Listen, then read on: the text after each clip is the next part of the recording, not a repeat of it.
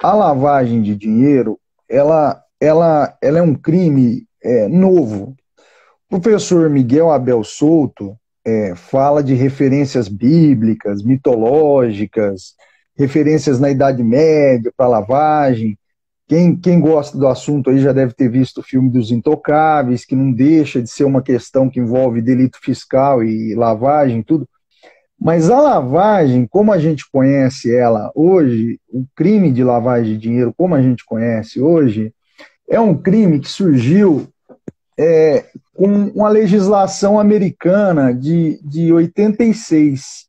O Código Penal americano ele foi modificado em virtude da Lei de Segredo Bancário e foi introduzido na seção 18, o parágrafo 1956, 1957, e que diziam da lavagem tal como ela é hoje. Então era uma legislação americana.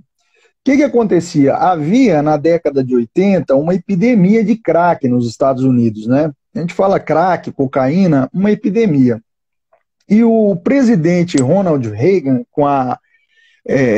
ele continuou a política da administração Nixon para declarar uma segunda fase de guerra às drogas. A guerra às drogas ela é uma guerra que se desenvolvia com a ajuda militar, intervenção militar e algumas medidas jurídicas, dentre elas o crime de lavagem de dinheiro. Então, isso é o que alguns autores chamou de americanização do direito penal. O americano exportou uma parte do Código Penal dele para o resto do mundo. E como que ele fez isso? Eles nas Nações Unidas, eles influenciaram muito e fizeram, junto com o europeu, a Convenção de Viena contra as Drogas, de 1988. Então, lá na Convenção de Viena contra as Drogas, né, de 1988, foi estabelecido dentro do artigo 3º 3 grupos de condutas.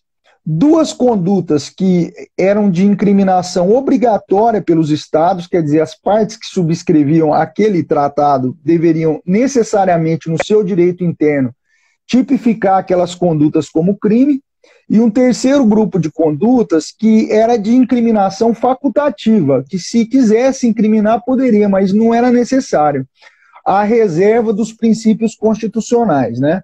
Então, quer dizer, se a sua Constituição permitisse, você incriminava. Se não permitisse, você não incriminava. Então, a primeira conduta que diz respeito à lavagem, que está lá na Convenção de Viena, era a conversão ou transferência de bens intencional, tá? Sabendo que esses bens que você converte ou transfere são bens que têm origem no tráfico de drogas, certo?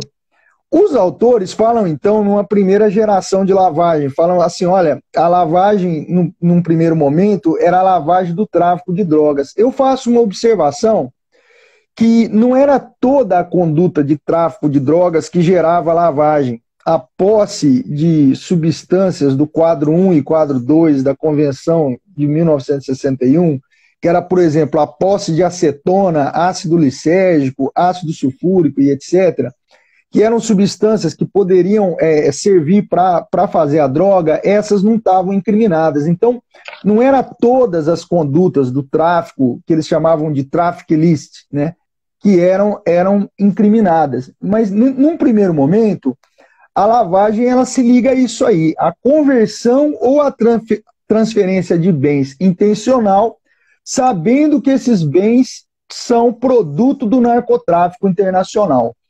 Aí vem um segundo grupo de condutas, né? Uma primeira coisa que a conversão ou transferência de bens intencional, sabendo que são produto do tráfico, mas para uma de 2 finalidades. A primeira finalidade era encobrir a origem ilícita desses bens, e a segunda finalidade era ajudar as pessoas que estavam envolvidas com o narcotráfico a fugir das consequências dos seus atos. Então, por exemplo, vamos pensar no caso do Pablo Escobar.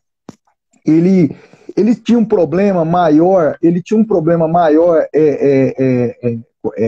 com a logística de levar o dinheiro do que de levar cocaína. Então, 1 quilo de cocaína tinha um volume menor que $1 milhão, né? Então, eles tinham um problema para fazer isso aí. O que ele começou a fazer?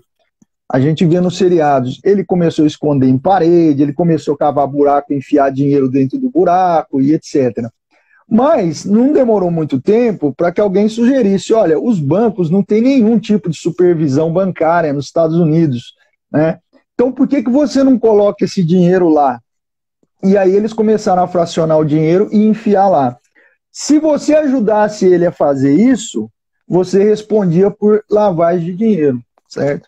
Então, num segundo momento, nós tínhamos o quê? A ocultação ou encobrimento de certas manifestações do bem, de origem, propriedade, localização. Então, por exemplo, tinha lá a conduta do narcotraficante, né? O cara vendia muita droga, gerava lá milhões e milhões de dólares, e aí ele comprava uma fazenda e colocava no nome da tia dele, para não parecer que era dele.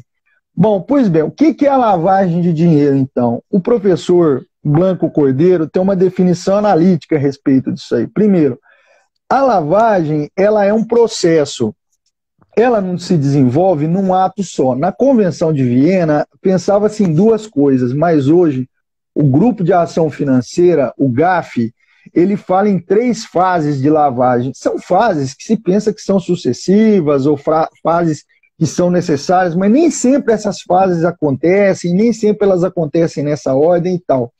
O que acontece? Num primeiro momento, você coloca o dinheiro dentro do sistema financeiro, tá? O que inclui aí, obviamente, o sistema bancário, com operações de curto prazo. Aí depois você faz operações de médio e de longo prazo para disfarçar a origem desse dinheiro. Então, por exemplo, você pega $100 mil de cocaína, que você ganhou vendendo cocaína, e aplica em 10 contas de $10 mil, de nome de 10 laranjas, e aí começa a movimentar esse dinheiro, e com $10 mil você compra um carro, volta e tal. E qual que é o final disso aí? O final é você pegar esse dinheiro que é sujo. Dinheiro sujo é dinheiro de crime, tá? Quando eu me referi a dinheiro sujo, dinheiro de crime. E dinheiro negro é o dinheiro de evasão fiscal, tá? Então é dinheiro que às vezes ele tem origem lícita, mas você não pagou imposto sobre ele. Então, quando a gente falar de dinheiro sujo, é dinheiro de crime. Então, esse dinheiro de crime você coloca no sistema financeiro e aí depois você volta com esse dinheiro para a tua propriedade, para a tua disposição, aparentando, por exemplo, que é um dinheiro que você ganhou com atividade comercial. Por isso que lá na década de 20, o Al Capone tinha o quê? Tinha, para legalizar o dinheiro da venda e do transporte de bebida e do jogo ilegal, ele comprou umas lavanderias. E aí ele lançava tudo na contabilidade das lavanderias, aquele dinheiro, para aparentar que aquele dinheiro ele tinha ganhado lavando roupa, né? Numa atividade comercial, quando na verdade era dinheiro de jogo e era dinheiro de transporte de bebida alcoólica durante a lei seca. Então, isso aí é a lavagem de dinheiro. Você pega dinheiro com origem criminosa, leva para dentro do sistema financeiro, tá? E aí retoma esse dinheiro com a aparência de que esse dinheiro é dinheiro que você adquiriu licitamente a partir de uma atividade legítima. Por exemplo, eu peço aí, olha, eu vou pedir aí, sei lá, R$10 mil para não indiciar um cara no inquérito. Aí o cara me dá os R$10 mil. Aí eu vou lá para a tia do cachorro-quente e falo, ó, transfere esses R$10 mil aqui para mim e aí eu te dou uma nota promissória como se você tivesse me emprestado dinheiro e depois eu te dou um valor por isso aí. Então se alguém chega para mim e fala, pô, Jara, mas peraí, da onde que vem esses 10 mil que você tem na conta? Ah, não, é que eu peguei emprestado com a tia do cachorro-quente, eu tenho aqui uma nota promissória. Isso aí é lavar dinheiro, entendeu? É um crime que ele hoje ele se expandiu muito, né? Há um verdadeiro fenômeno expansivo da lavagem aí, e praticamente hoje, né, nós temos uma lei aí que coloca aí que qualquer infração penal ela serve como de delito de referência para lavagem de dinheiro, né? Então, quase tudo aí pode no final, é que nem aquele crime, não sei se eu já trabalhei com isso aí com ambiental, causar poluição, né? Tudo é causar poluição, né? O sujeito não tem onde ser enquadrado, é enquadrado no causar poluição. E a lavagem é a mesma coisa. A lavagem é a mesma coisa. Se você tem um delito patrimonial qualquer, um delito qualquer que gere dinheiro, vai junto uma acusação de lavagem, se você quiser, entendeu? É muito amplo. Realmente. Eu queria também aproveitar, registrar a presença do meu amigo e professor Emerson Vente. O Emerson, ele foi chefe de polícia no Rio Grande do Sul, foi presidente do Conselho Nacional dos Chefes de Polícia. Inclusive, a gente teve a oportunidade de escrever juntos o livro Crimes Cibernéticos, Ameaças e Procedimentos de Investigação, que inclusive foi considerado o primeiro livro em língua portuguesa que ensinava o passo a passo da investigação desses crimes. Eu aprendi, aprendo e aprenderei sempre com meu amigo Emerson Vente, delegado que hoje tem trabalhado bastante em Canoas, inclusive futuro pré-candidato a vice-prefeito naquela cidade, e como tenho falado sempre, parabéns para o povo de Canoas de ter uma liderança do porte do delegado Emerson. Também, que inclusive é uma das referências também na questão da lavagem de dinheiro, inclusive tem diversos projetos relacionados com isso, muito interessante. E também registrar a presença do meu amigo Delmar. O Delmar, colega lá da Bahia, grande amigo, e estivemos juntos, um dos coautores do Tratado de Investigação Criminal Tecnológica, e também observei que o Aderval Moretti, aqui, que é o presidente da Unifunec, que é a universidade aqui de Santa Fé do Sul. Temos muito orgulho de ter essa universidade aqui no município, então um grande parceiro, um grande amigo, e diversos amigos que estão fazendo parte aqui do grupo, Paulo Sumariva, eu vi entrando, e outros amigos. O nosso abraço, só temos a agradecer vocês. Mas, Jário, quais são os principais tratados e convenções internacionais que tratam da matéria, que tratam da lavagem de dinheiro, que você poderia apresentar para a gente? Então, Igor, começa tudo com a Convenção de Viena contra as Drogas, que é o principal convênio, é de 1988, né? A Convenção de Viena contra as Drogas é o principal documento que a gente chama de hard law, né? Que obriga, pela primeira vez, os países a incriminar isso aí. Havia recomendações no âmbito do Conselho da Europa, recomendação R180 do Conselho de Ministros da Justiça da Europa, no sentido de que houvesse, né, uma atenção a mais com a lavagem. A primeira declaração de princípios de Basileia também, da Banca Internacional, era nesse sentido também, mas é só com a Convenção de Viena que a lavagem que se requer que a lavagem seja tornada um crime. Aí depois vem uma segunda convenção, que apesar de ela chegar bem depois, que ela chegou no ano de 2000, os trabalhos dela datam do final dos anos 70, que é a Convenção de Palermo contra o Crime Organizado. Foi a convenção feita no ano de 2000 em Nova York, mas ela foi assinada numa reunião específica em Palermo, né? Em homenagem ao sul da Itália, que tinha uma atuação forte lá, o juiz Falcone lá contra a máfia e tal. Então nós temos aí, primeiro, a Convenção de Viena e depois a Convenção de Palermo. O GAF, que é o órgão mais importante no combate, não só hoje à lavagem de dinheiro, mas o combate à lavagem de dinheiro, o financiamento do terrorismo e a proliferação de armas de destruição em massa, um organismo aí sem personalidade jurídica, com orçamento de secretaria reduzidos, com especialistas da banca e internacional, criado em 1989 pelo G7, que é o grupo do Clube dos Países Ricos, aí, junto com a Comissão Europeia, criaram o GAF, esse grupo de ação financeira que hoje ele não emite só recomendações, mas ele faz também rodadas de avaliação mútua nos estados e classifica as jurisdições em risco, né? Primeiro risco, segundo risco, terceiro risco. Então, o que acontece? O GAF diz que a lavagem de dinheiro tem que ser incriminada na forma da Convenção de Viena e da Convenção de Palermo. A Convenção de Viena, como eu te disse, é a lavagem do narcotráfico internacional.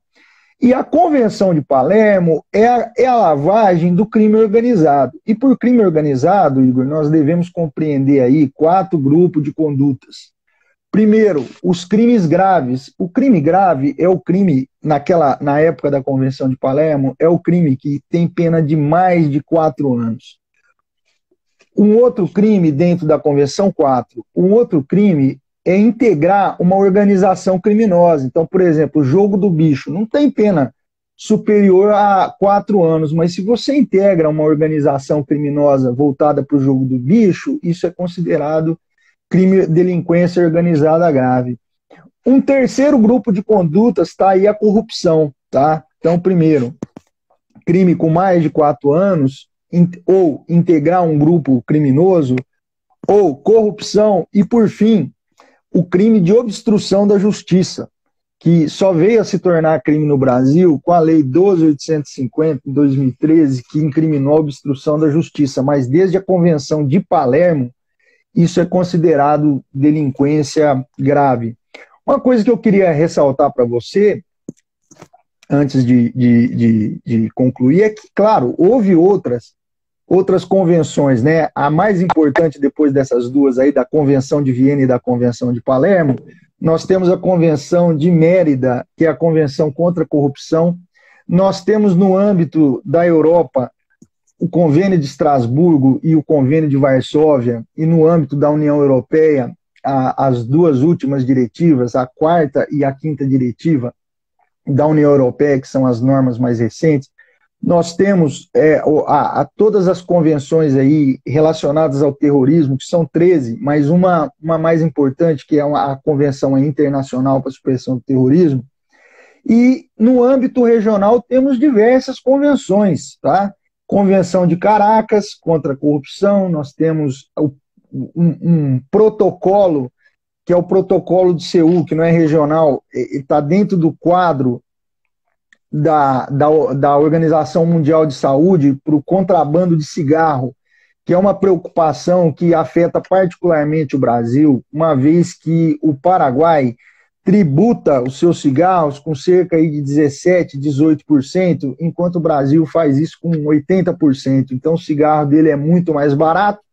E o que acontece? Eles abastecem. Metade do cigarro que se fuma no Brasil é cigarro que vem pelas estradas, é cigarro que é trazido do Paraguai ilegalmente e vendido aqui, ocasionando uma perda de milhões e milhões de reais com a falta do pagamento de impostos. Então, isso é o que existe de mais recente aí, em termos de lavagem, né, de contrabando. Na Europa, a maior preocupação, na verdade, são duas preocupações, né? Primeiro, a lavagem do delito fiscal. O Cristiano Ronaldo, o Messi e, salvo engano, até o Neymar acabou se envolvendo numa situação dessas daí. O que eles fazem? Eles fazem uma sociedade num paraíso fiscal, que é um lugar que se tributa menos que o Brasil. Não precisa ir muito longe para tributar menos que o Brasil, a renda. O Brasil tem uma carga sobre a renda alta. Então, qualquer lugar que tribute menos que o Brasil é considerado um paraíso fiscal. E se você tem facilidade para abrir um banco num lugar desses, e você tem, por exemplo, em Liechtenstein, nas Ilhas Virgens Britânicas e em uma série de outros lugares, você tem um paraíso bancário e fiscal. Então, o que acontece? Esses camaradas aí, grandes atletas, artistas, políticos, etc., gente que trabalha limpo, é gente honesta, que trabalha, ganha dinheiro lícito, não são criminosos. Para não pagar imposto de renda, eles constituem uma sociedade fora do país, num paraíso bancário e fiscal, fazem lá um banco deles, né? E esse banco aí está em nome de alguém, não necessariamente, às vezes no nome de um parente, às vezes no nome de um local lá, e aí o dinheiro vai todo para lá. E isso supõe, para alguns, um planejamento fiscal agressivo, que não teria mais problema. Você pode licitamente fazer um planejamento fiscal, ainda que agressivo. Mas é uma linha muito tênue com a sonegação fiscal. E aí o que acontece? Aí esses caras acabam sendo acusados de delito fiscal, de crime fiscal. E aí eles usam o dinheiro deles para comprar propriedade, para comprar não sei o quê. E aí o que acontece?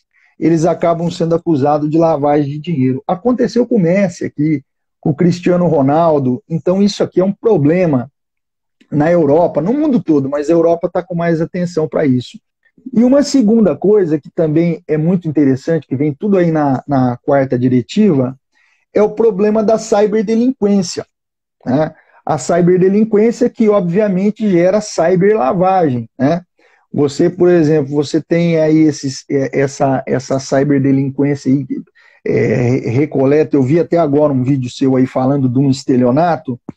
Esse problema do estelionato é muito sério. 55% das apelações do Tribunal de Justiça de São Paulo julga por ano envolvendo lavagem, tem como crime antecedente o estelionato. Então o estelionato ele é um problema no Brasil, na Europa, enfim.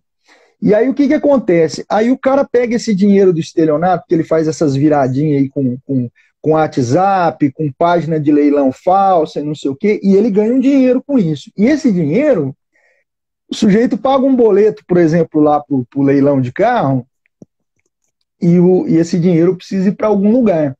E o dinheiro começa a passear, o polícia não achar, para o Ministério Público não achar. E aí o que acontece? Aí você tem um problema de lavagem. Então, na Europa, a última diretiva, a diretiva 2018/1673 do Parlamento Europeu e do Conselho da Europa, atentam para o problema da ciberdelinquência, né, da ciberdelinquência. E aí tem uma questão interessante, Igor, para vocês que estão aí na academia, perguntar para o candidato. O Bitcoin, ele é o quê? Ele é bem, ele é direito, ele é valor, ele é ativo? Porque tem que preencher esse requisito lá no artigo 1º, né? E na Europa, eles dizem que o Bitcoin é um valor, é uma representação digital de valores, entendeu? Essa é a última diretiva aí da União Europeia. Então, se você mexer com o Bitcoin para lavar dinheiro, você vai ser incriminado. É a minha posição aí no Brasil. Acho que não tem nenhum problema com a legalidade. Tem autor dizendo, mas o Bitcoin não é dinheiro, porque o STJ julgou. Não. O que o STJ julgou é que o Bitcoin não era dinheiro, porque o Bitcoin não estava sujeito a uma autoridade central, tá? E nem era garantido por um governo, certo? Por isso não era dinheiro. Mas o Bitcoin não foi em momento algum ventilada a questão de Bitcoin e lavagem de dinheiro, entendeu? O problema ali era outro problema. O Banco Central disse, olha, o Banco Central, não, o Banco do Brasil disse, olha, o Bitcoin não é dinheiro. Não é. O Bitcoin é valor. É uma representação digital de valor. Então, se você estiver fazendo uma trampa aí, por exemplo, estiver fazendo um estelionato e esse dinheiro vai para uma conta e o sujeito, para fugir da polícia, do Ministério Público ali, para fugir, o que ele faz? Aí ele vira tudo em Bitcoin, aquele dinheiro, ele vai poder ser acusado de lavagem de dinheiro, entendeu? Está fazendo operação para ocultar o dinheiro. Tá? Coisa interessante aí para uma discussão. Realmente, é uma nova temática quanto à lavagem. E eu queria cumprimentar também o Evandro Dalla Vecchia, que ele é autor do livro Perícia Digital, e recomendo o livro dele, Perícia Digital de Investigação, a Análise Forense, e também eu percebi que o vereador Magoga, aqui do município, estava online também. Um abraço. Jair, mas uma questão interessante. Quando se fala em primeira geração, quando se fala em gerações da legislação contra a lavagem de dinheiro, em certo momento se falava na primeira geração, que foi aquela legislação inicial, né, que falava que o crime antecedente deveria ser o crime de tráfico de drogas. Exato. No momento seguinte, né, surge a segunda geração. E uma aí lista. Um rol taxativo e tudo mais, e hoje a gente estaria na terceira geração, né? Fala Sim. um pouquinho pra gente o que representaria essa terceira geração da legislação contra a lavagem de dinheiro. No Brasil, nunca houve uma primeira geração, certo? Por quê? Porque o Brasil, quando começou a incriminar a lavagem de dinheiro em 98, falava o seguinte, falava, olha, o que dá lavagem de dinheiro? Primeiro, o tráfico. tráfico de drogas? Nós tínhamos o crime, nós tínhamos na época 636876, que hoje está revogada. Aí depois falava o terrorismo. Aí a Lei de Segurança Nacional, que era 7170, ela não preenchia os requisitos de legalidade. Então a gente tinha um crime antecedente de terrorismo, mas não tinha o crime de terrorismo no Brasil. Aí depois, em 2003, enfiaram lá, esse é o financiamento. E aí a gente não tinha também o crime de financiamento do terrorismo. Isso só vai acontecer em 2016, com o projeto do senador Aloysio Nunes. Aí depois nós tínhamos o quê? O contrabando e o tráfico de armas. Bom, nós tínhamos esse crime. E a extorsão mediante sequestro. Tínhamos também. Então nós tínhamos 4 crimes, inicialmente. Aí depois nós falamos assim, os crimes contra a administração pública. Aí eu te pergunto, peraí, os crimes contra a administração pública quais? Aqueles que estão no Código Penal? E o STJ logo teve a oportunidade de apreciar e disse assim, não, crime contra a administração pública é qualquer crime que tenha a administração pública como vítima.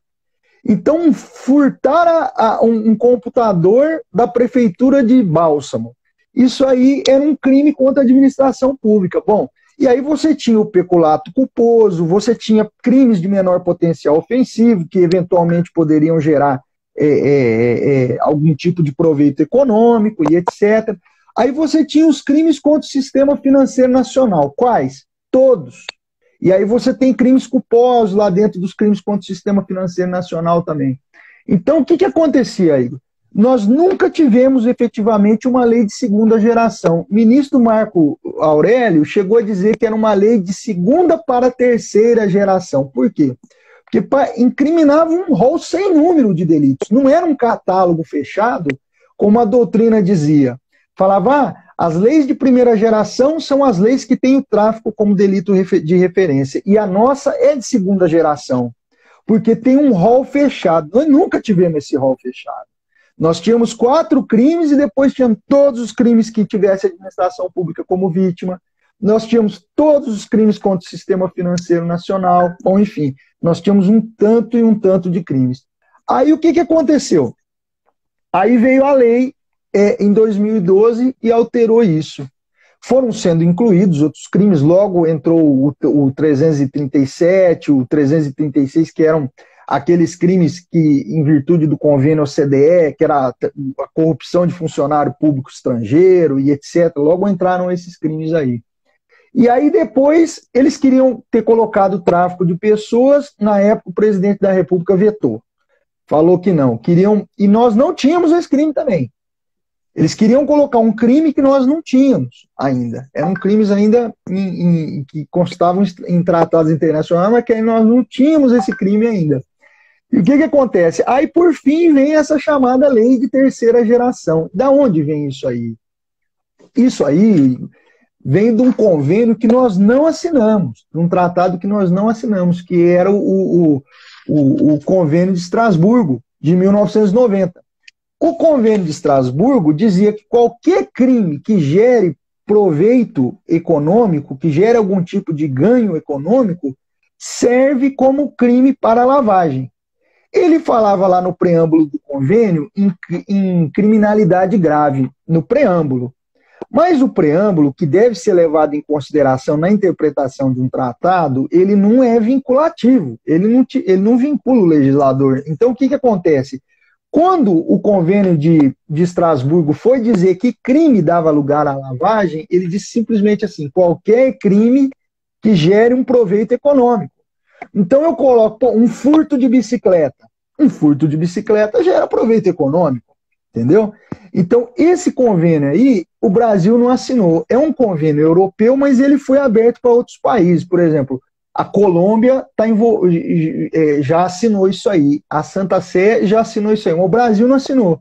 E o Brasil adota uma definição do convênio de Estrasburgo, que é qualquer delito, qualquer crime ou contravenção serve de base à lavagem. Claro, qualquer delito ou contravenção que gere um proveito econômico, por exemplo. Pode ser uma difamação? Pode ser uma difamação. Pode ser o jogo do bicho? Pode ser o jogo do bicho. Vender rifa na repartição pública, pode dar vez à lavagem? Pode dar vez à lavagem, qualquer crime pode. Mas eu digo uma coisa, na minha dissertação. Nós temos que fazer, e digo isso contra a opinião do professor Pierpaolo Cruz Bottini, que está com um livro de lavagem na 4ª edição, um livro incrível, professor da USP, uma referência, né? Mas eu saio contra duas coisas. Por exemplo, para mim, eu sustento que você não tem lavagem de dinheiro a partir de ato infracional. Então, por exemplo, 5 menores estão vendendo drogas, ganham 10 mil reais. E para esconder o dinheiro, eles compram correntinhas de ouro. Isso aí não é lavagem de dinheiro, certo? Porque quando a lei fala em infração penal, ela está falando de crime ou contravenção. E uma segunda coisa que eu sustento também, que não vai dar vez à lavagem, contrariamente à opinião do professor Pierpaolo, são os crimes de responsabilidade previstos lá na Lei 1079, aqueles crimes lá que geram impeachment. Por exemplo, falta de decoro. Vamos dizer que o Bolsonaro é surpreendido aí numa corrida de cachorro pela rua, e aí ele ganhou a aposta. Os cachorrinhos correram, e ele ganhou a aposta. Se ele pegar esse dinheiro e sumir com o dinheiro, ele vai poder responder um crime de responsabilidade, mas não lavagem. Porque o crime de responsabilidade verdadeiramente não é crime. É uma infração política, constitucional. O sujeito perde a legitimidade, por isso perde o cargo. Não tem pena. Mas a lei fala em crime, pena, em dolo e etc. Mas para mim não configura nem o ato infracional e nem o crime de responsabilidade. E não preciso nem dizer, a despeito do que diz a exposição de motivos da Lei 9.613, exposição 692 do Ministro da Justiça, dizia que os atos de improbidade administrativa podem dar vez à lavagem. Claro que não. A não ser que o ato de improbidade administrativa, paralela, além de ser um ato de improbidade administrativa, seja um crime. Entendeu? Porque senão não. Né? Senão não. Então, por exemplo, eu sustento que, por exemplo, aqueles atos que geram enriquecimento ilícito, alguns são culposos, né? Alguns são culposos e não configuram crime, né? Então, nesse caso aí, não se pode falar em lavagem de dinheiro. Eu faço essa observação. Perfeito. Quero cumprimentar também Rita de Cássia, Tatiana Sarambelli, minha prima. A Raíssa Rosa fez um comentário interessante quanto ao enfrentamento de crimes eletrônicos, que ela tem a impressão que as leis não são rígidas o suficiente. Eu acho que um aspecto é isso. Existe sim um problema da falta de rigidez nessas leis, como na maioria das leis criminais aqui no Brasil, mas acho que o grande problema, que é muito mais profundo ainda, porque se fosse só a questão do necessário endurecimento de leis, seria fácil resolver, né? Mas o grande problema é o sentimento de impunidade, que acaba estimulando a prática delitiva. Isso em qualquer crime. E, inclusive nos crimes eletrônicos, né, que eu tenho chamado atualmente de crimes tecnológicos, aqueles crimes que a tecnologia foi utilizada para a sua prática. Mas, quando se fala também em lavagem de dinheiro, sempre imperou aquela ideia de que realmente não geraria nenhum problema, que ninguém ia ser preso com isso, que as pessoas continuariam, né, mantendo aquela mesma situação, principalmente políticos, grandes empresários, né? E aí, a partir da Lava Jato e outras medidas, a Lava Jato é que mais chamou a atenção, sem dúvida. Mas a partir de uma atuação muito mais forte por parte da Polícia Federal, e um momento mais recente, até mesmo na nossa realidade aqui no estado de São Paulo, até pela Polícia Civil, a Polícia Civil tem passado a trabalhar bastante nesse enfrentamento, se percebe que começa a se diminuir essa ideia de sentimento de impunidade, porque temos visto pessoas que nunca imaginaria, né, que poderiam ser presas, que estão sendo presas, né? Isso é um exemplo de concretização de princípios democráticos e tudo mais. Enfim, eu queria te fazer também uma pergunta. Qual que é o bem jurídico protegido na lavagem de dinheiro, na lavagem de capitais? E é uma discussão aberta, hein? É uma discussão aberta. Quando começou isso aí, o procurador da República, Rodolfo Tigre Maia, ele dizia uma coisa assim, ele falava, olha, são os bens jurídicos protegidos pelo delito prévio. Aqui na Espanha, quando começou, a lavagem entrou como uma espécie Ela foi, no começo, um tráfico de drogas, né? A lavagem, no início, ela não era a lavagem do tráfico. A lavagem era um tipo de tráfico. Se você ler a Convenção de Viena, vai chegar a essa conclusão. O que acontece? É uma discussão aberta essa do bem jurídico e uma discussão que ela tem efeitos práticos assim muito claros. Por exemplo, o professor Pierpaolo sustenta, e nesse ponto ele é doutrina minoritária, que o crime é inofensivo, só ofende um bem jurídico, a administração da justiça. O interesse em descobrir qual a origem dos bens e em punir aqueles que cometeram os crimes, enfim, em distribuir justiça. O STJ e o STF têm uma posição, dizem o seguinte, que é a ordem econômica e a administração da justiça, certo? São uníssonos nisso aí. Aqui na Espanha se fala na ordem socioeconômica. O problema, Igor, é determinar o que é a tal da ordem socioeconômica, o que exatamente é. Porque se você pega na Constituição lá o que é a ordem econômica, eles vão dizer, olha, constitui princípios da ordem econômica, a livre concorrência, os valores sociais do trabalho e da iniciativa privada, o meio ambiente. O meio ambiente é ordem econômica também. Então, a ordem econômica é uma coisa muito aberta, a ponto de alguns autores, o professor Eros Grau, que foi ministro do Supremo, falava que a nossa Constituição era uma Constituição econômica. É uma coisa muito ampla, e se é muito amplo, não serve para a teoria do bem jurídico, porque a ideia do bem jurídico é, você sabendo qual é o bem jurídico, você determina se uma certa conduta ela ofende, ou ela ameaça de ofender o bem jurídico, e aí vai constituir crime. Eu, particularmente, sustento que é a ordem econômica na modalidade da livre concorrência. É uma posição do professor Fabiano Caparrós e resolve alguns problemas, por exemplo, a questão do princípio da insignificância na lavagem. Digamos que você vende aí 100 gramas de maconha e ganha, sei lá, R$500. Aí com esses R$500, você com medo da polícia te prender com esses R$500, você compra uma correntinha de ouro. Você acha que pelo fato de você adquirir uma correntinha de ouro, você está ofendendo a livre concorrência entre os joalheiros? E a resposta é não. Não é uma correntinha de ouro que vai ameaçar o mercado da joalheria. Então, nesse caso, para mim, não tem crime. Você entendeu? Agora, quando você diz que o bem jurídico é a administração da justiça, como faz o professor Pierpaolo, aí você não consegue aplicar o princípio da insignificância. Por quê? Porque se tem dito que o princípio da insignificância não cabe, por exemplo, para os crimes contra a administração da justiça. E você não consegue explicar outra coisa. Por exemplo, se você pensar no favorecimento pessoal, né, no crime de favorecimento pessoal, eu mato alguém. Aí a minha mãe me esconde na casa dela. Vai lá a polícia e diz, teu filho tá aí? Não tá, não sei o quê. Fecha a porta na cara dos polícia, não sei o quê.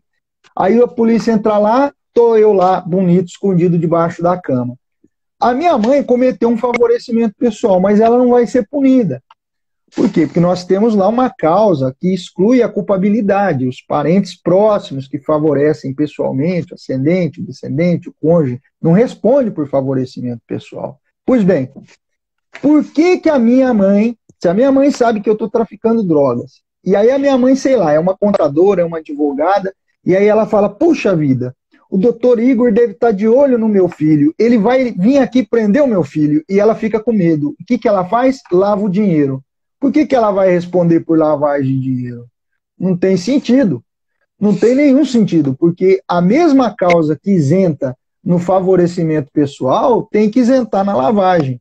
Isso aí é uma conclusão absurda. Ou seja, não pode ser só a administração da justiça, o bem jurídico protegido, como que é o professor Pierpaolo.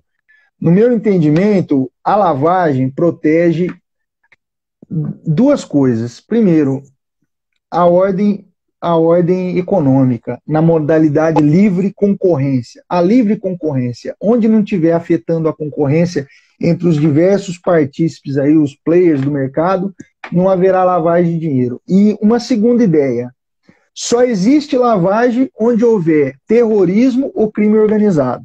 Tá? É uma ideia dos alemães, os alemães sustentam isso aí.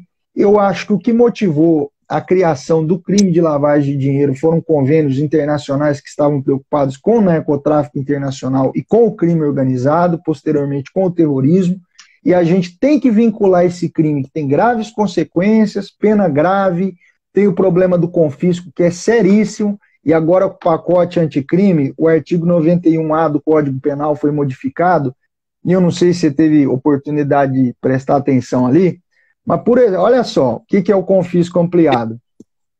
Eu te condeno por, sei lá, você tentou matar a mulher. Aí eu vou lá te condeno, pena acima de 6 anos. Aí o Ministério Público faz uma investigação e vê que você ganha, sei lá, 10 mil reais por mês. E aí você deveria ter, já que você está 1 ano na polícia, 120 mil reais. Mas você não tem só 120 mil reais, você tem 10 milhões de reais, você tem 2 mansões, você tem 3 carros, você tem um barco. E aí o que acontece? Eles confiscam tudo.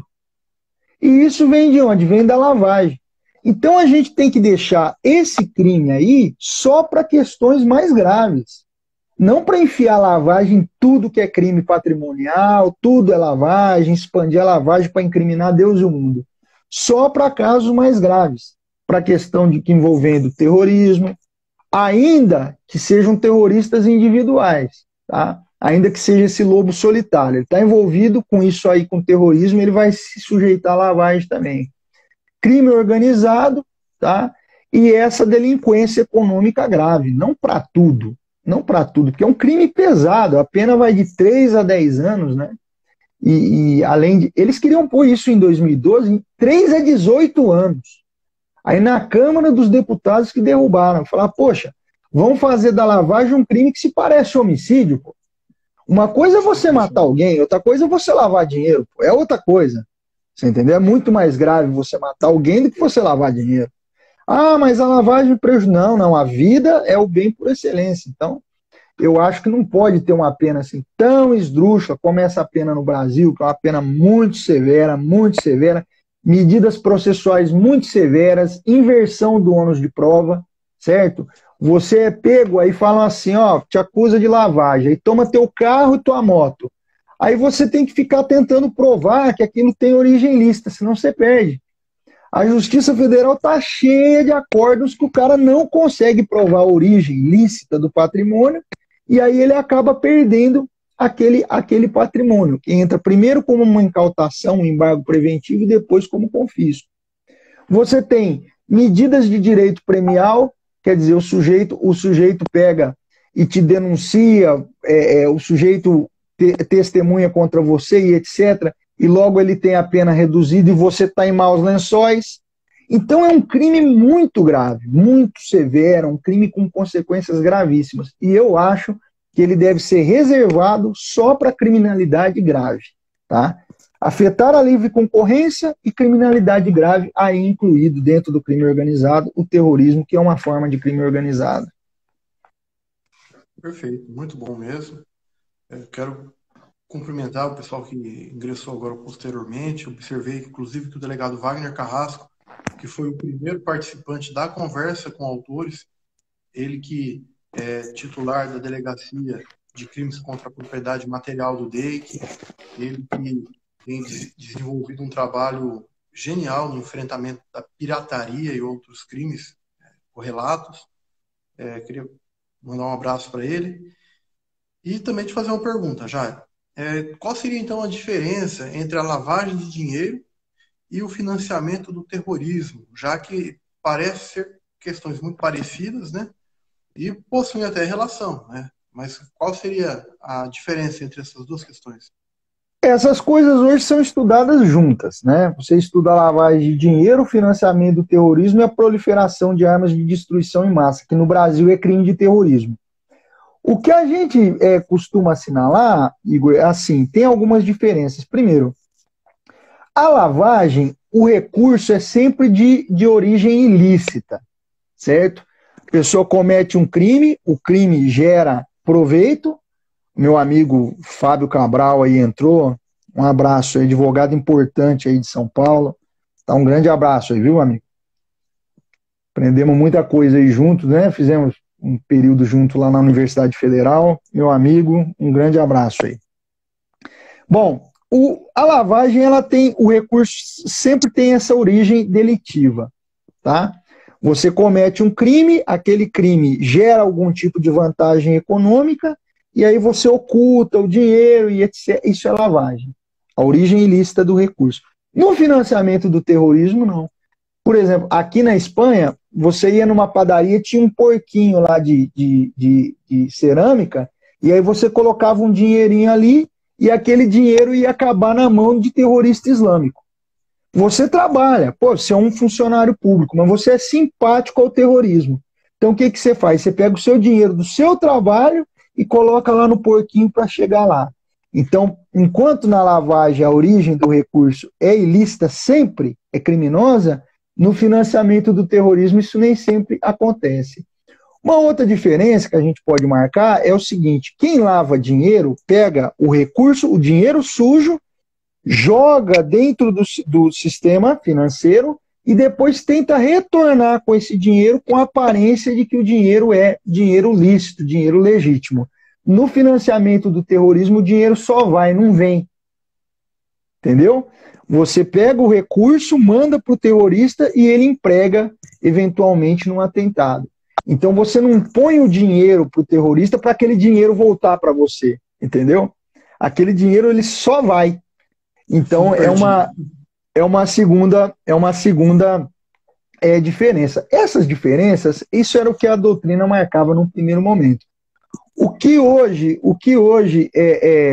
a gente tem visto é que as organizações terroristas, onde você pode colocar aí, por exemplo, inclusive alguns grupos que apoiam algumas ditaduras, ditadura na Síria, grupos ligados à Coreia do Norte, ao Irã e etc., é que é tanto dinheiro que muitas vezes do financiamento do terrorismo você precisa lavar o dinheiro.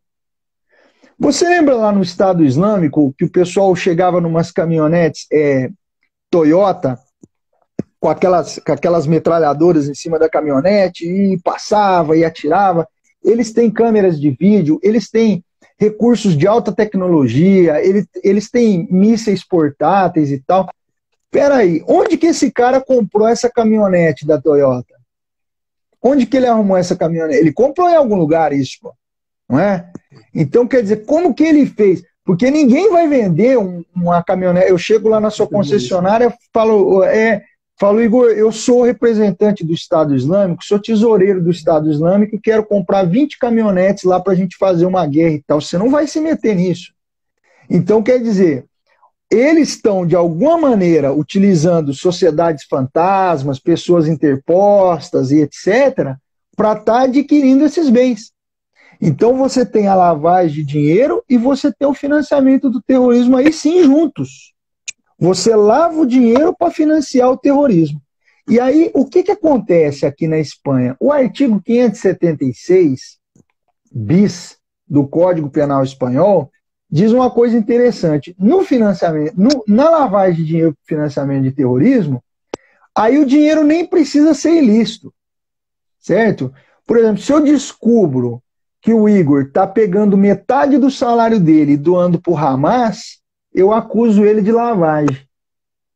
Entendeu? Aí você fala, não, mas esse dinheiro aqui ele não tem origem criminosa, esse dinheiro é dinheiro do meu salário, eu recebi e aqui eu fiz a transferência. Não, mas não precisa, para o terrorismo não precisa. Então esse é o próximo passo na incriminação da lavagem. Nós já estamos indo para um segundo momento em que o recurso não tem origem criminosa. Isso também está sendo observado no Reino Unido, onde a justiça britânica tem dado algumas ordens para patrimônios injustificados. A mulher do ditador Bashar al-Assad é britânica e esteve em Londres adquirindo joias, adquirindo bens de luxo, assim, eram joias, né? E aí, de repente, isso é uma história verdadeira, tá? Isso não é um exemplo, não. De repente, ela foi pagar o hotel e não conseguiu. E por quê? Porque as autoridades britânicas preventivamente congelaram os ativos dela. E aí abrem um processo civil e perguntam para ela assim: olha, você tem aí uma ordem, é como se fosse um mandado de segurança contra um particular. É como se fosse. E aí você tem uma ordem executiva contra um particular, por exemplo, você vai passear em Londres, está comprando lá anel de diamante, está comprando anel de não sei o de quê. E aí eles falam, pô, mas esse cara informou que era funcionário público, pô. Que dinheiro é esse? E aí eles congelam o teu patrimônio e te notificam. Olha, Igor, explique de onde vem esse dinheiro que a gente te libera. É a incriminação do enriquecimento do particular injustificado. Se você se apresenta hoje no Reino Unido como uma pessoa rica e eles verificam que você não tem como justificar teu patrimônio, você pode ter uma bela de uma surpresa na tua viagem, na hora de pagar o hotel. Você vai passar teu cartãozinho de crédito e não funciona. Entendeu? Então, esse é uma próxima evolução da expansão da lavagem. A lavagem está agora se expandindo para incriminar bem de origem lícita para financiar terrorista e o patrimônio injustificado do particular adquirindo bens aí de alto valor, esse tipo de coisa. Nós estamos expandindo para isso aí. Mas isso vai ficar provavelmente para uma próxima legislação aí, né?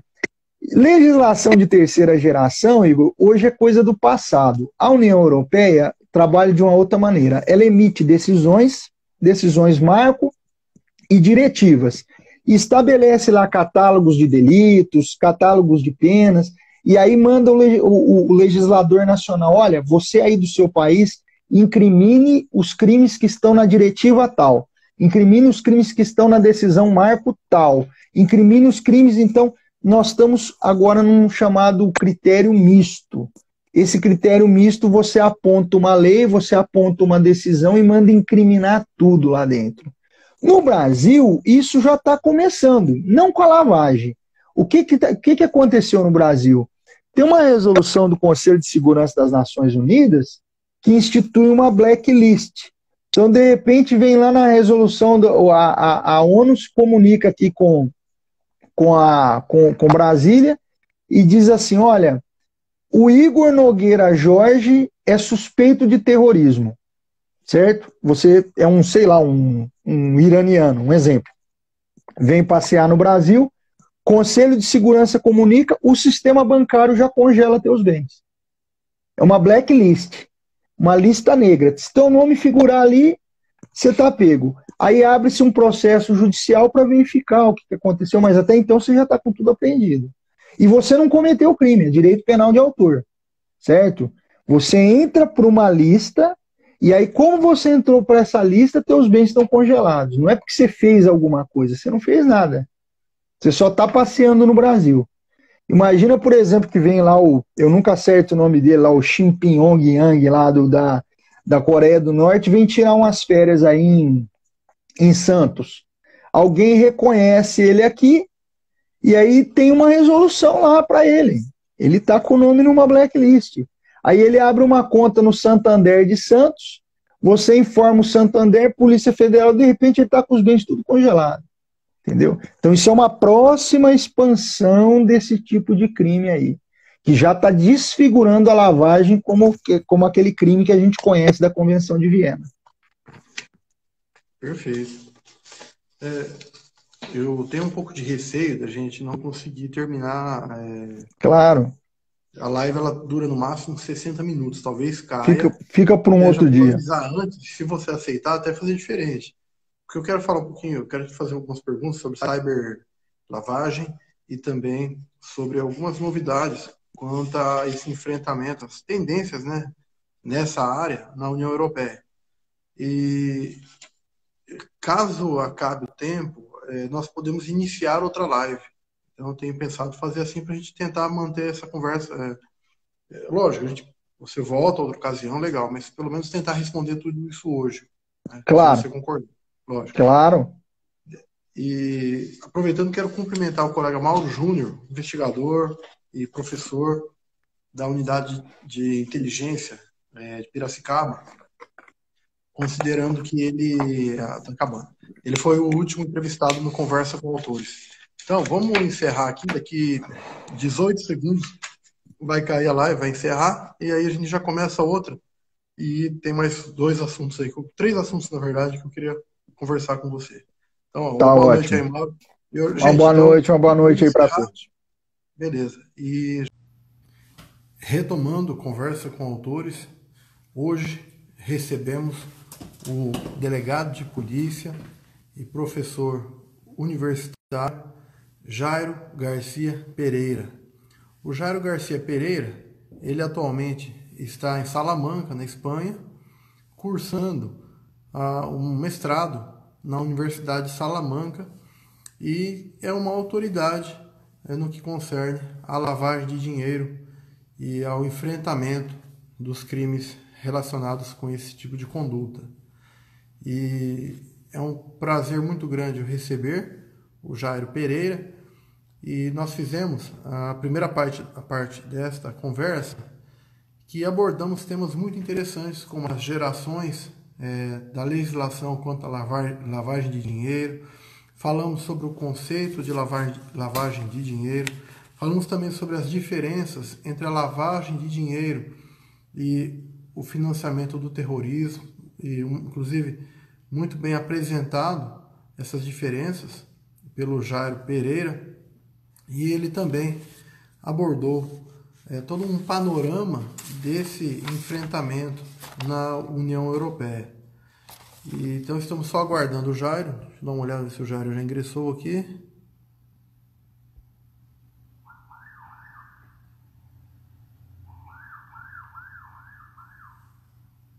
Ainda não, estamos aguardando. Então logo o Jairo ingresse, nós convidaremos ele para participar. Estou vendo aqui o delegado Marcelo Parra, delegado Renan Ongarato, Mauro Júnior retornou novamente ao bate-papo.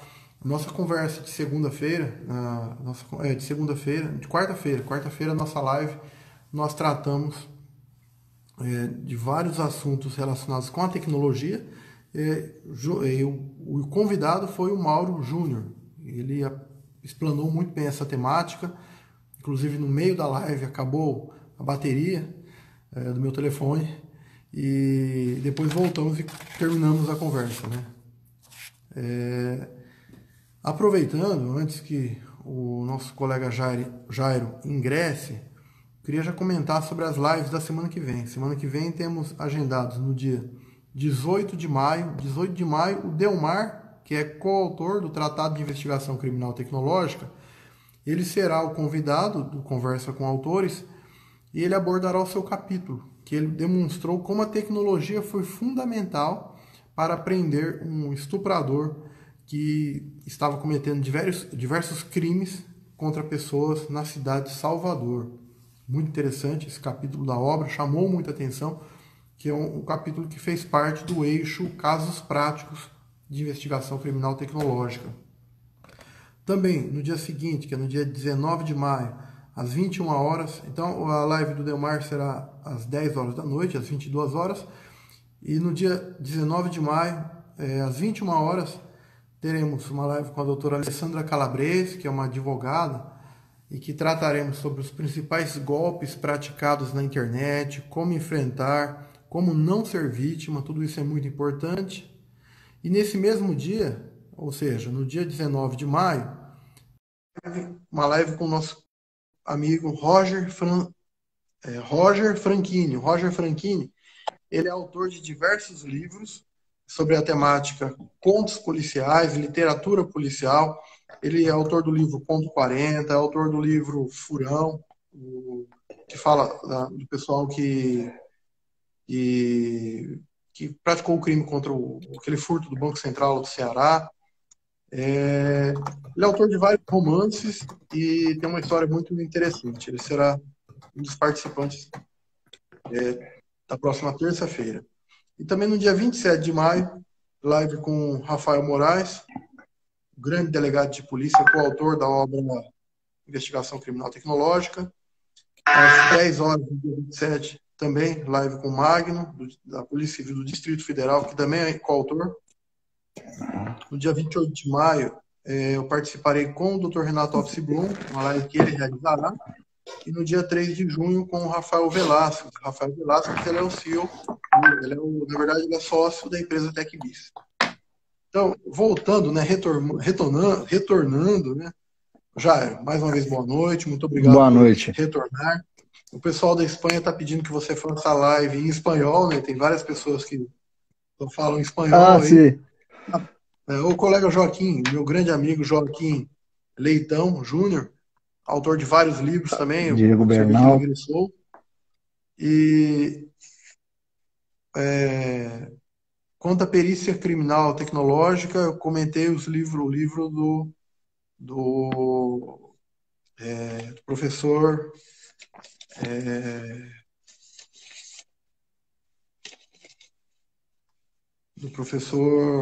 Evandro Dalla Vecchia. Eu falei o livro dele. E também, eu tinha mais uma pergunta também para você, Jairo. O que seria a cyberlavagem? Então, antes aí, né, prometi para eles que eu vou mandar um saludo a meus amigos aí, Equador, Colômbia, Argentina, estão todos aí vendo e para mim é um grande honor. Bueno, bom, o que é a cyberlavagem? É a utilização das novas tecnologias para a lavagem de dinheiro. O GAF, na recomendação 15, ele atenta que existem produtos, novos produtos aí, que facilitam em demasia você fazer a lavagem de dinheiro. Por exemplo, você tem o Dash, o Monero, que são moedas virtuais praticamente anônimas. O Bitcoin, existe um pseudo-anonimato em torno do Bitcoin. Você tem lá a blockchain, e na blockchain você tem o registro de todas as transações. E você pode, por exemplo, é bem difícil, porque a blockchain não guarda informações, por exemplo, não guarda a sua identidade, não guarda seu CPF, não tem cópia dos seus documentos, não tem nada. Mas você, a partir do número da transação, você consegue rastrear isso aí, desde que você faça uma cooperação judicial com Luxemburgo, que é onde está localizado lá a blockchain. Então, é um pseudo-anonimato, mas existem outras moedas que elas são praticamente anônimas, que é o caso, por exemplo, do Dash. Então, o que é a cyberlavagem? É a utilização dessas novas tecnologias com a qual o GAF tem se preocupado aí, exemplo dessa nova recomendação aí, a recomendação número 15, para a prática de lavagem de dinheiro, né? Então, por exemplo, eu ganho 10 mil reais de corrupção, 100 mil reais de corrupção, não sei, e aí eu faço lá 3, 4 bitcoins e coloco aí, por exemplo, numa carteira que armazena a frio, né? Aqueles bitcoins, e aí aqueles bitcoins eu passo aí por controle alfandegário, eu abro aí uma conta numa corretora fora do país e transformo aqueles bitcoins em dólar.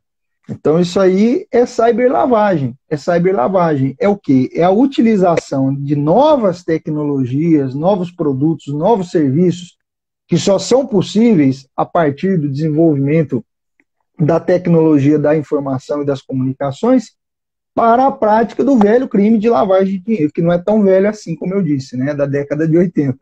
Então isso aí é a cyberlavagem. E obviamente que se a lavagem já é um crime onde o sujeito tenta de toda maneira não ser encontrado, a cyberlavagem adiciona uma complicação a mais. Porque é difícil, né? Se você, por exemplo, não sabe a senha lá da tua wallet, você esqueceu a senha. Para mim, você perdeu o Bitcoin. Não tem mais como recuperar aquilo ali.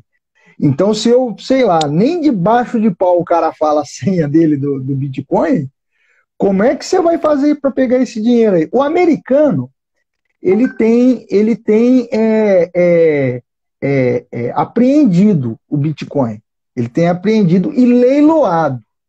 Agora, você só apreende e leiloa o Bitcoin se você consegue ter acesso à carteira do sujeito. Porque se você não consegue ter acesso, você vai fazer o quê? Você entendeu? Então, eles procuram o quê? Eles procuram lá as 12 palavras para ver se recupera a carteira do cara, eles tentam algum tipo de ataque de dicionário ali para ver se tem alguma palavra ali que poderia ser, usam aqueles velhos métodos lá que você conhece 1000 vezes melhor que eu, lá baseado, sei lá, em Jack the Ripper, aquelas tentativas de quebra de senha, de descoberta da senha, etc. Mas que é muito difícil. É muito difícil. Então, a cyberlavagem não passa disso. É uma lavagem de dinheiro praticada com os novos produtos e serviços que a gente tem aí. Por exemplo, as moedas virtuais e etc. O que vai levar a uma outra complicação, por exemplo. Essas complicações aí decorrentes do desenvolvimento da internet das coisas, computação em nuvem, essas coisas todas aí, só leva mais complicação para quem está investigando isso aí. E é difícil. Imagina um cara põe lá os bitcoins numa carteira, sei lá, virtual, sabe-se lá onde, como que você... E a velocidade que tudo isso aí transita pela rede, e você fazendo pedido de cooperação judicial, que leva aí 8 meses, 10 meses para ser atendido, com poucos dados, sabendo poucas coisas, com pouco treinamento. É complicado isso aí, viu, meu? A cyberlavagem, né? É isso. É a lavagem praticada com esses novos produtos e serviços aí. Como, por exemplo, as moedas virtuais, as criptomoedas, né? Tem um amigo até meu que está escrevendo um trabalho sobre isso aí, o Jonathan, aqui do mestrado. Fantástico o trabalho dele. E falando que aí no Brasil estão querendo incriminar o Bitcoin. Não é uma via, né? O Bitcoin, ele não é o Bitcoin, né? Incriminar essas novas tecnologias aí. Não é incriminando as novas tecnologias. Tem que haver uma supervisão bancária, compliance, né? Mais compromisso aí das corretoras, etc. Punição. Que aí não digo que vai resolver o problema, né? Mas de qualquer maneira aí né? Agora são muitas, né? Você sabe 1000 vezes melhor que eu isso aí, né? Quantas moedas virtuais não são? A gente fala do Bitcoin, mas tem aí centenas, se não milhares de moedas virtuais, né? E nada obsta que cada dia venham sendo criados aí novas moedas, etc. E aí, se você pega um profissional de lavagem que junta tudo isso aí, fica muito difícil descobrir onde está o dinheiro. Tá? Muito difícil. Tá? É isso aí. Exato. Gostaria também que você falasse sobre as novas tendências na União Europeia quanto ao enfrentamento da lavagem de dinheiro. Agora é assim, o que eles têm investido muito aqui? Primeiro, legislação administrativa, prevenção, tá? É o compliance. Hoje, tudo é compliance. Professores aqui, todo mundo envolvido com compliance, professor Blanco Cordeiro, professor Caparrós, no Peru, Dino Carlos Coria, que esteve aqui na Universidade de Salamanca também, né? Muita gente envolvida com isso aí, compliance, né? Eu tenho minhas reservas e não faço mais do que reproduzir as palavras da nossa querida professora, a professora Laura Zúñiga. Eu tenho minhas reservas com compliance, eu não acredito assim tanto no compliance, e não acho que o compliance é a solução. Acho que o compliance... Bom, observemos o caso do Marcelo Odebrecht, que tinha um compliance lá pesado e etc., e que se tornou a empresa dele, né? Que já ameaçava uma região toda, não ameaçava só o Brasil, né? Ameaçava o continente, né? Então, o que acontece?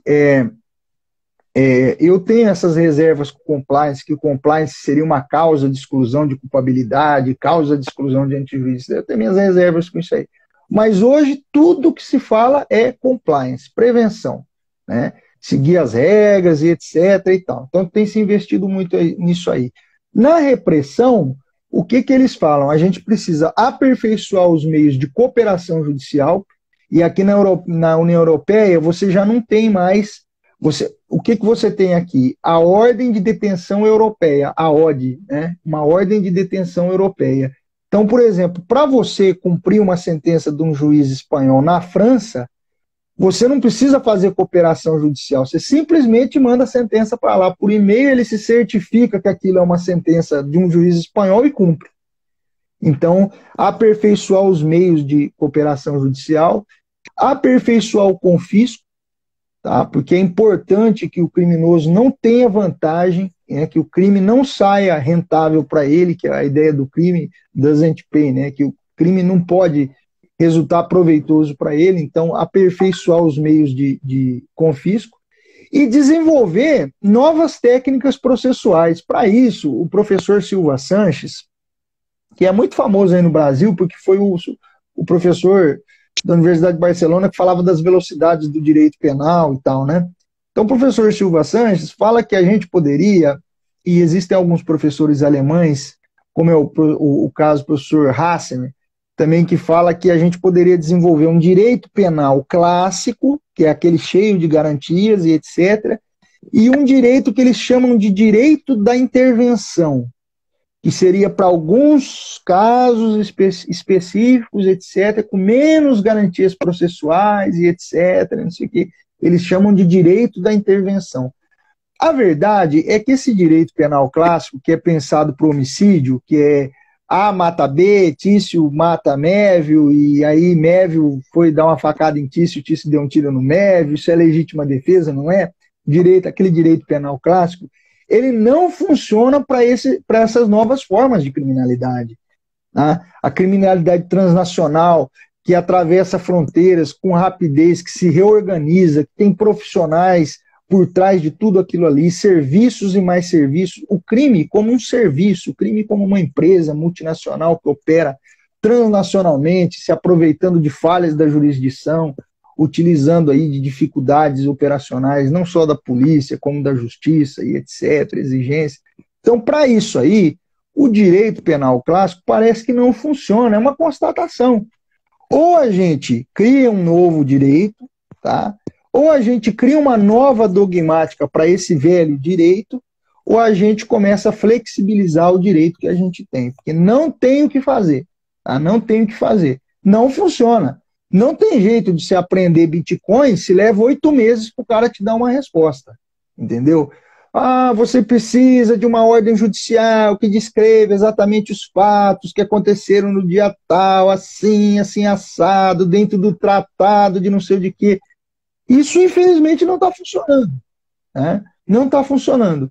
E a gente precisa de um meio, porque se é verdade que a liberdade do cidadão é um valor que deve ser garantido, os direitos fundamentais, é claro.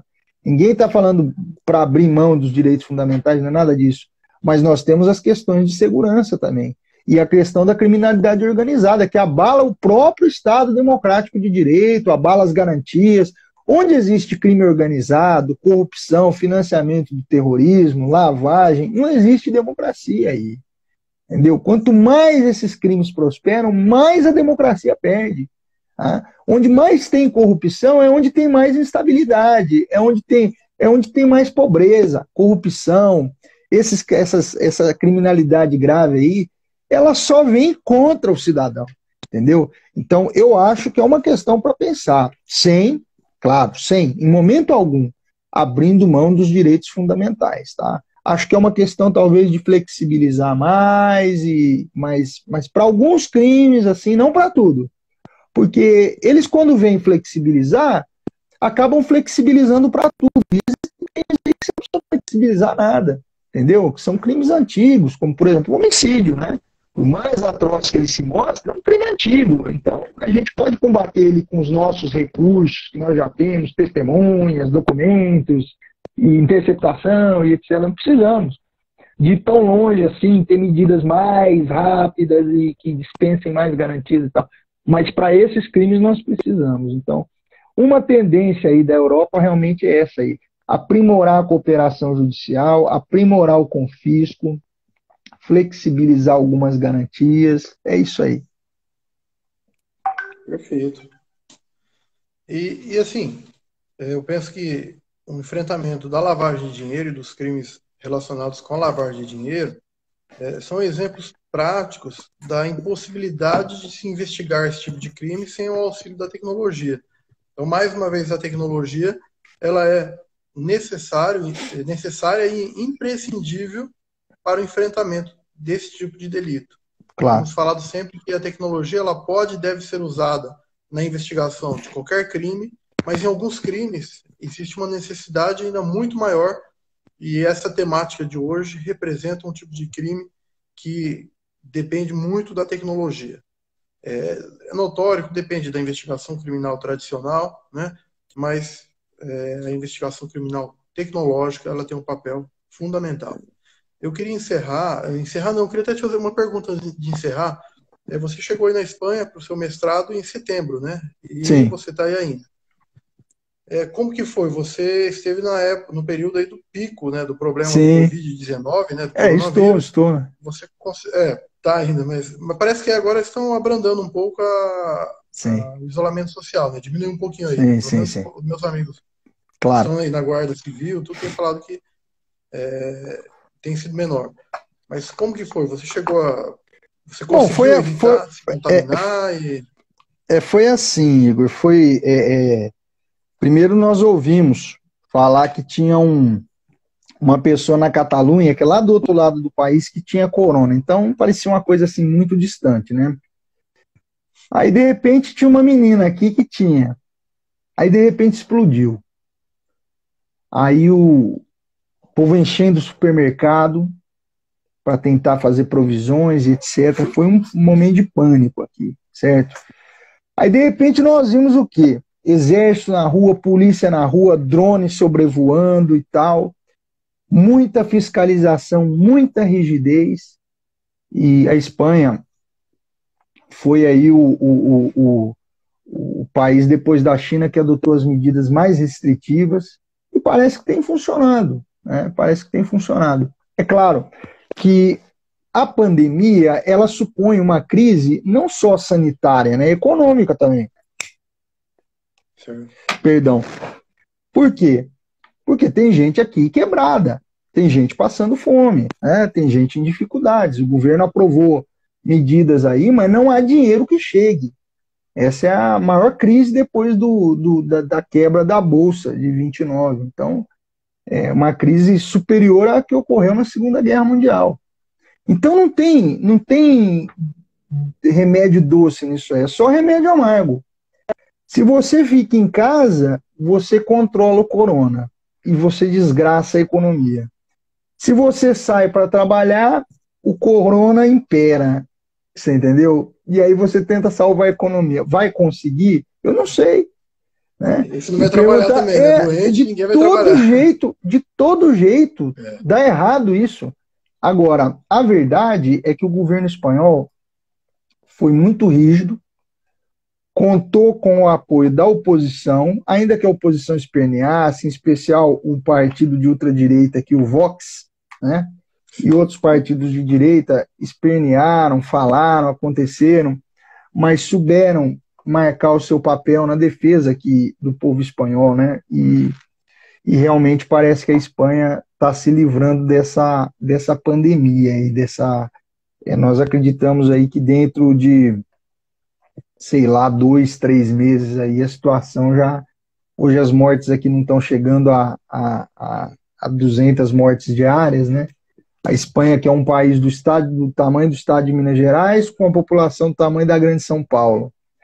E passou por uma situação aí muito complicada, muito complicada. O sistema de saúde deles aqui é excelente, é uma referência para a Europa. Então, o que a gente realmente fica preocupado é com o que vai acontecer no Brasil, porque o nosso sistema, como é sabido, tem suas dificuldades, né?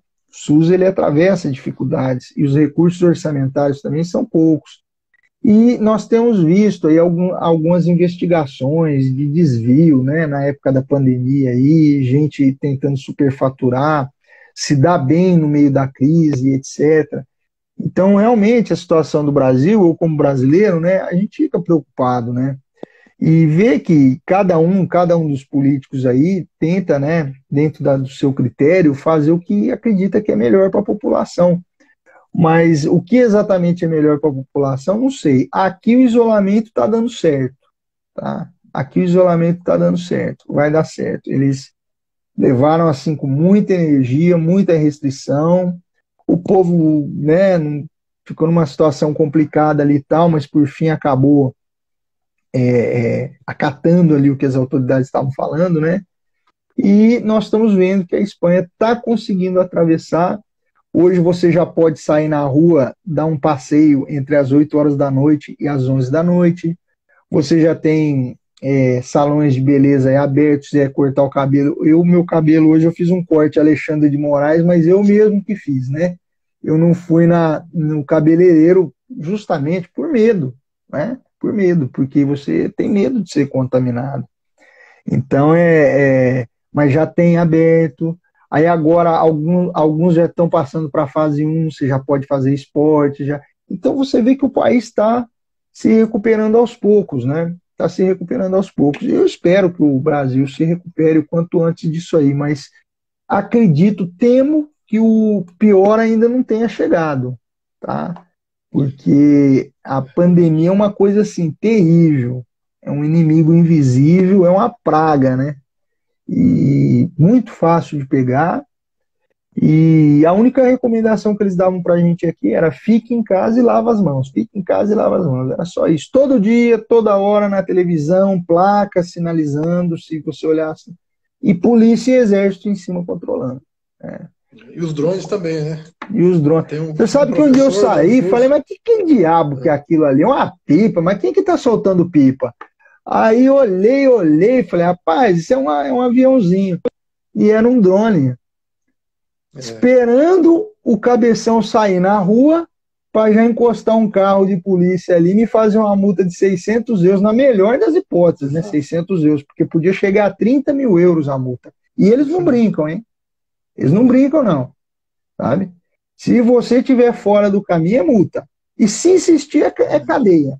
Entendeu? Então, foram bem rigorosos, mas hoje essas medidas todas aí estão dando resultado.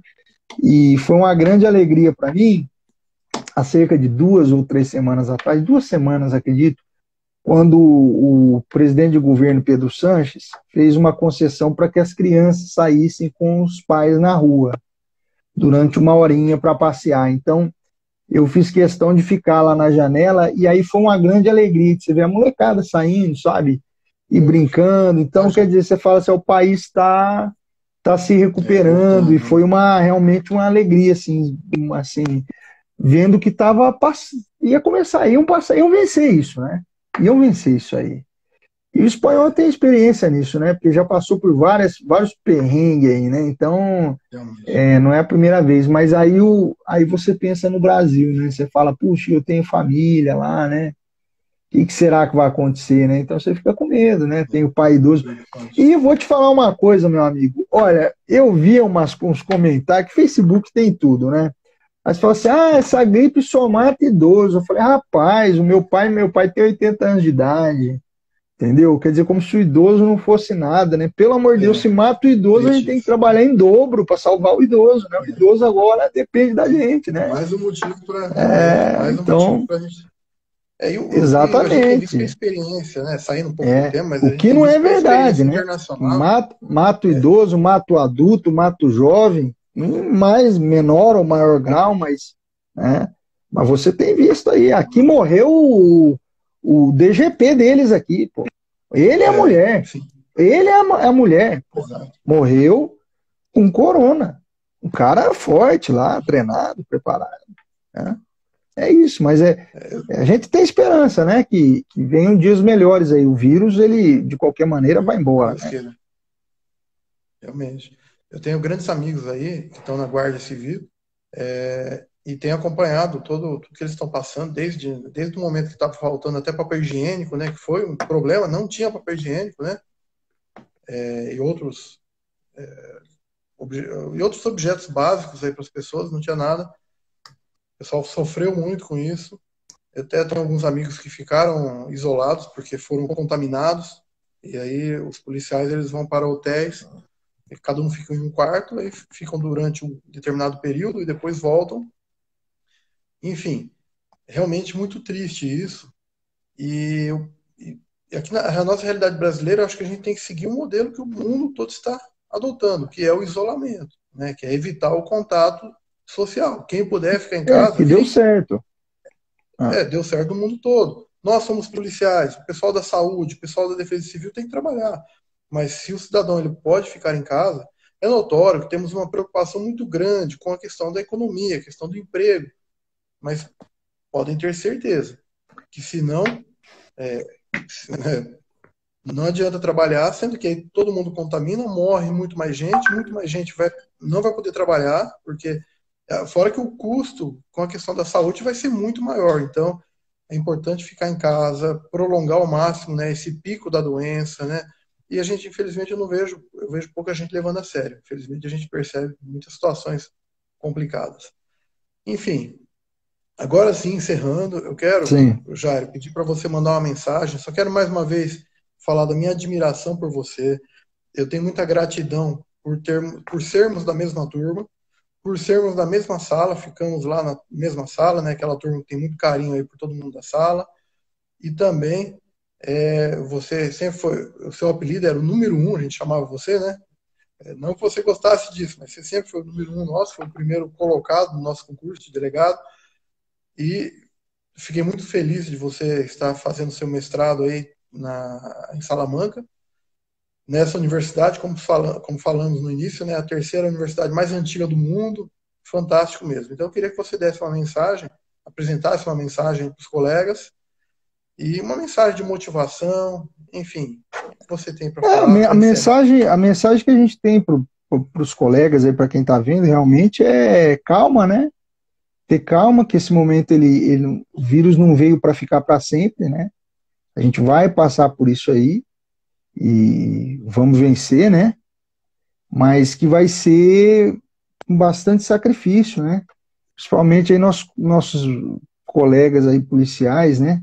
Que assim como os médicos, enfermeiros, pessoal administrativo dos postos de saúde e tal, né? São obrigados aí, tem que ficar na frente da batalha e da guerra, né? Então, nós vamos vencer, né? Mas com muito sacrifício, né? Lamentavelmente, muitos aí vão acabar contaminados e tal, mas que tudo isso vai ser por uma causa maior. Acho que o Brasil vai aprender muito com isso, né?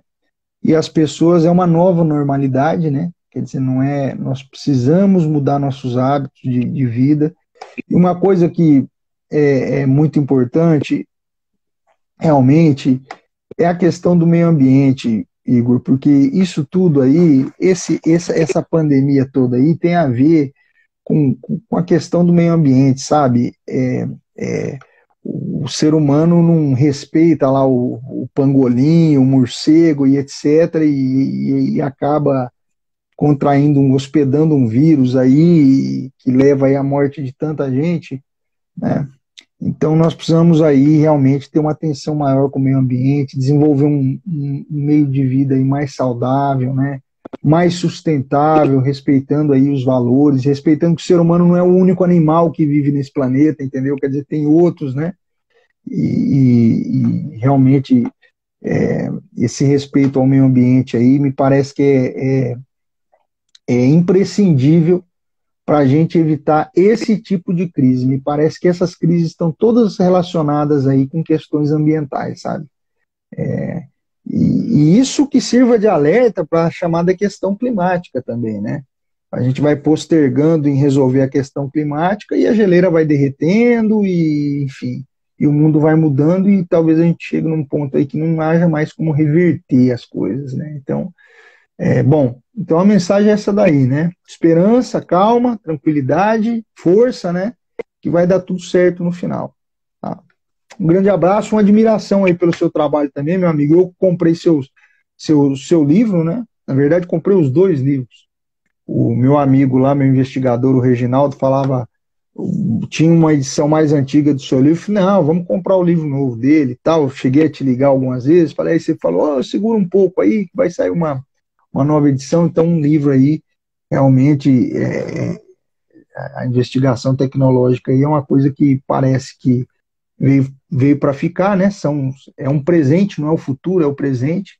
E o seu trabalho aí é muito prático, né? O seu livro É um livro muito prático, cheio ali do que a gente precisa realmente, de prática ali para desempenhar esse tipo de investigação. A gente tem dificuldade, né?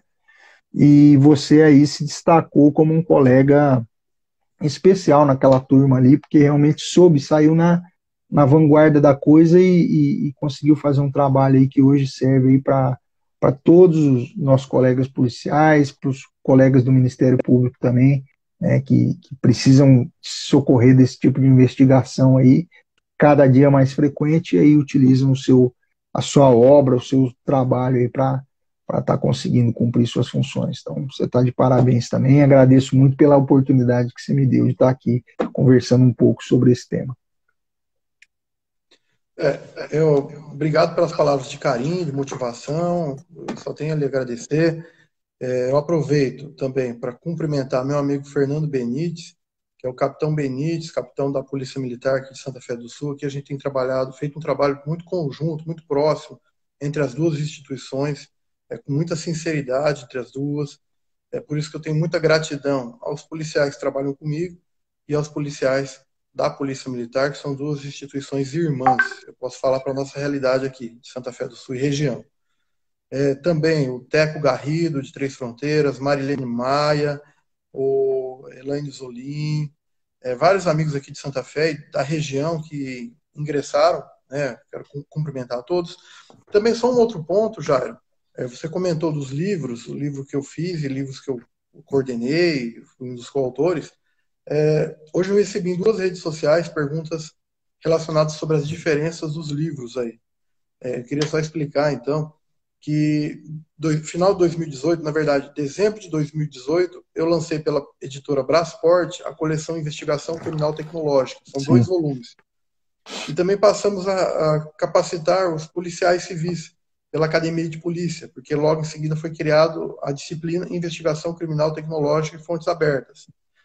A partir desse momento, e também passei a fazer isso pelo Ministério da Justiça, no curso de interceptação, no curso de inteligência cibernética. A partir daí eu acabei conhecendo alguns colegas e depois de algum momento eu convidei algumas pessoas para fazer um livro onde eles apresentassem a visão deles. E o Tratado de Investigação Criminal Tecnológica, que foi lançado agora pela editora Juspodium, ele tem esse objetivo, é mostrar a visão de outros profissionais sobre como pode ser aplicada a tecnologia no dia a dia da investigação criminal. Então, Sim. o Joaquim, né, o nosso amigo Joaquim Leitão Júnior, o Delmar, o Mauro, e grandes amigos que fazem parte dessa obra, eles apresentaram seus pontos de vista sobre como a tecnologia pode tornar mais eficaz a investigação criminal. E também, Jairo, gostaria de falar que na próxima semana, a gente acredita que dentro de 10 dias no máximo, será lançado o livro Manual de Interceptação Telefônica e Telemática, também pela editora Juspodium. Eu escrevi juntamente com o Adair Freitas. O Adair Freitas, ele é de Rubinéia, grande Rubinéia, e ele trabalha naquele município, ele é agente policial lá, e também o meu outro amigo, o Oleno Garzella, que é de Jales, investigador de polícia. Duas grandes referências para mim, dois grandes amigos, e esse livro sai agora, dentro de 10 dias, pela editora Juspodium também. Ele apresenta uma visão prática sobre como fazer, né, a interceptação. Não tem nenhum conhecimento sigiloso lá, porque são apenas questões procedimentais, né, só os policiais podem fazer isso. Então, não tem nenhuma informação confidencial, né, notoriamente. E esse ano temos outros projetos, e no momento adequado serão divulgados. Mas temos grandes amigos participando desses projetos. Eu fui convidado por alguns amigos para fazer parte de alguns outros projetos em termos de livros. Então, a gente acredita que, além desses livros, teremos mais 3 livros. Nós faremos parte e que serão publicados esse ano ainda. Então, muito obrigado. Mais uma vez, obrigado mesmo. Fiquem com Deus. E venham, na sua volta ao Brasil, Jairo, venha com Deus, tá? Que Deus te abençoe. E Muito tudo de obrigado. bom. Um abraço a todos. E Um saibam que abraço, boa noite aí para. Poxa, obrigado. Boa noite. Só quero também avisar que os vídeos, eles vão para o nosso perfil no YouTube e também no Facebook. Então, até amanhã, eles vão para esses perfis nossos também, além do Instagram. Um abraço a todos, até mais.